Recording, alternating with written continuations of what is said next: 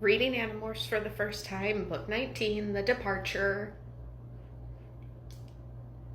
Yeah. It's the next day. I had to process. Spoilers for this book and up until this point in the series, but let's talk about it because this is the first book to actually make me cry. It has come close several times, but this is the first one where tears streaming down my face.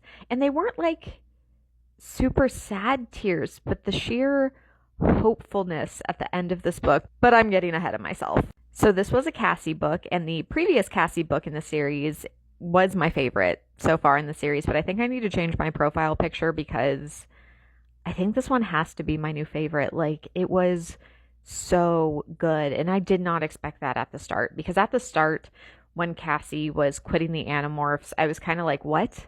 What do you mean you're quitting? What do you mean you can't do this? And then I reminded myself, she's a literal child. It's understandable. But I still wasn't loving where it was going for a long time because I felt like Cassie was making the wrong decisions so many times. And I genuinely love a book that challenges me and challenges my morality and my perspective, and especially getting that from a children's series.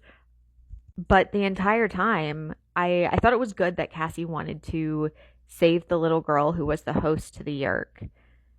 But when she got to the point of like trying to save the Yerk too, I just was like, I don't know. I don't know if you can trust this. I don't think this is the smart decision, but the fact that it was the right one and the fact that it added moral complexity to the series, because like I assumed there had to be some good Yerks. They couldn't just be an absolute monolith, but to experience one through Cassie, and I'm really glad that Cassie became a controller shortly because it really expanded the character of this particular Yerk in contrast to the one that Jake experienced earlier in the series and showed there really are significant differences. And the fact that the Yerk got to like fly and how beautiful that was, my heart. And it's like Cassie having that hope, having that trust. Like that's who I want to be as a person. And I just I loved it so much. Can we give Yerk Karen, I'm sorry, I forget the actual Yerk's name, but like Yerk Karen the morphine power? Could that solve this? Could she have the morphine power and then she doesn't have to steal anyone's eyes to experience the beauty of the universe?